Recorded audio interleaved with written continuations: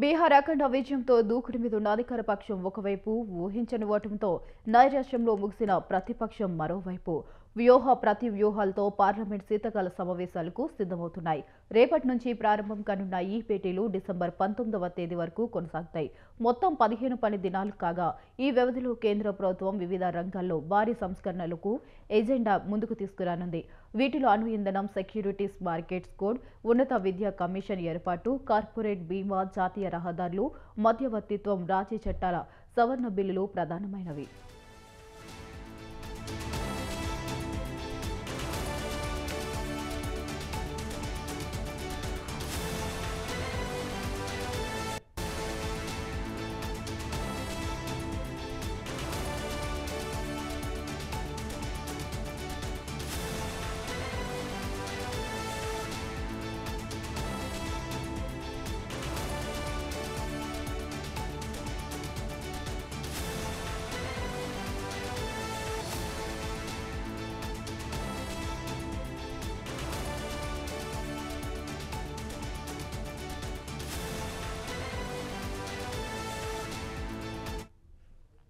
చండీగఢ్ను అధికరణం 240 పరిధిలోకి తెచ్చే 130వ రాజ్యాంగ సవరణ బిల్లును సమావేశాల ఎజెండాలో చేర్చినప్పటికీ ప్రతిపక్షాలు విభిన్న వర్గాల నుంచి వ్యతిరేకత రావడంతో ప్రస్తుతానికి దాన్ని పక్కన పెట్టింది.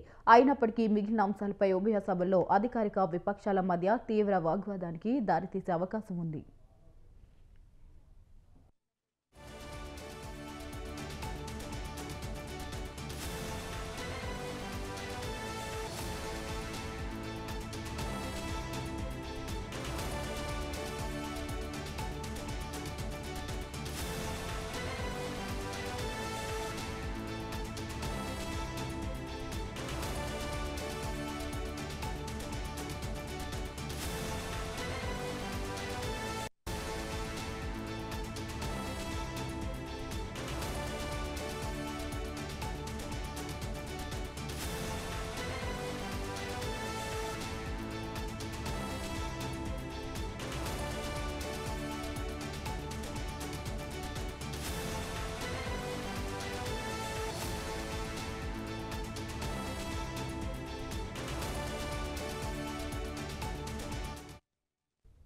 ఓటర్ల జాబితాల ప్రత్యేక సమగ్ర సవరణ, ఓట్ల చోరీ అంశాలను ప్రతిపక్షాలు తెర మీదకి తెచ్చే సూచనలు కనిపిస్తున్నాయి.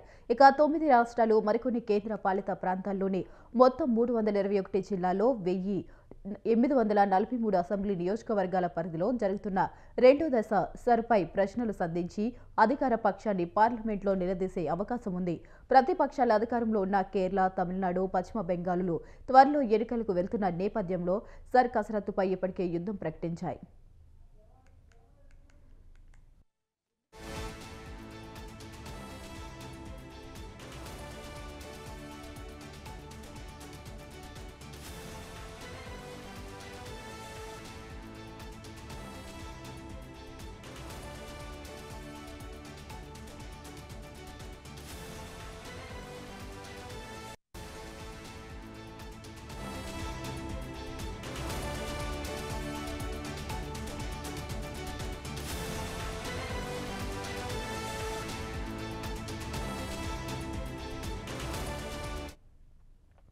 అణు ఇంధన బిల్లు ద్వారా కేంద్ర ప్రభుత్వం అణు విద్యుత్ ఉత్పత్తి రంగంలోకి ప్రైవేటు, ప్రభుత్వేతర సంస్థలకు తలుపులు తెరుస్తుంది. అత్యున్నత, సున్నితమైన అణు ఇంధన రంగంలోకి ప్రైవేట్ వారిని ఆహ్వానించడం ఎంతవరకు భద్రమన్న ప్రశ్న సాధారణ ప్రజల్లోనూ ఉంది. ఇదే అంశంపై ప్రతిపక్షాలు ప్రభుత్వంపై విరుచుకుపడడం ఖాయంగా కనిపిస్తుంది. ఉన్నత విద్యారంగంలో అతిపెద్ద సంస్కరణగా చెప్పుకునే హైయర్ ఎడ్యుకేషన్ కమిషన్ బిల్లు కూడా దుమారం రేపే సూచనలున్నాయి. ఇక ప్రస్తుతం సాధారణ సాంకేతిక విద్యారంగాలను నియంత్రిస్తున్న యూజీసీ, ఏఐసీటీఈ, ఎస్సీటీఈల స్థానంలో కొత్తగా ఉన్నత విద్యా కమిషన్ ఏర్పాటు చేయబోతుంది. దీనివల్ల ఉన్నత విద్యారంగంపై కేంద్ర ఆధిపత్యం పెరిగి రాష్ట్రాల ప్రాతినిధ్యం తగ్గిపోతున్న ఆందోళన వ్యక్తమవుతుంది.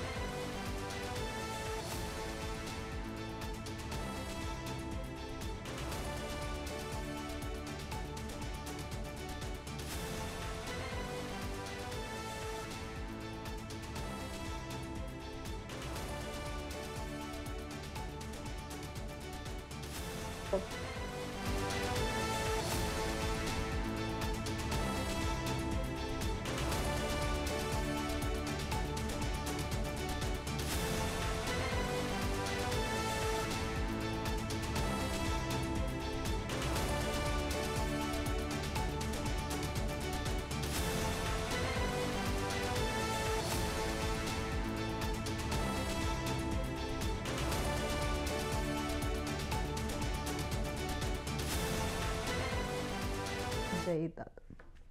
ఇప్పుడున్న సెబీ డిపాజిట్ సెక్యూరిటీ కాంట్రాక్ట్ చట్టాల్లోని నిబంధనలన్నింటినీ విలీనం చేసి ఏకీకృతం కోడ్ను తీసుకురావడానికి కేంద్రం సెక్యూరిటీస్ మార్కెట్స్ కోడ్స్ బిల్లును ప్రవేశపెట్టుతుంది. ఈ బిల్లు కారణంగా అధికారాల్ని సీజర్ చేతిలో కేంద్రీకృతమవుతున్నాయని ఆందోళనలున్నాయి. ఇటీవల నోటిఫై చేసిన లేబర్ కోడ్లను దేశవ్యాప్తంగా వివిధ కార్మిక సంఘాలు వ్యతిరేకిస్తున్న నేపథ్యంలో ప్రతిపక్షాలు వాటిపైన చర్చకు పట్టుబడే వీలుంది.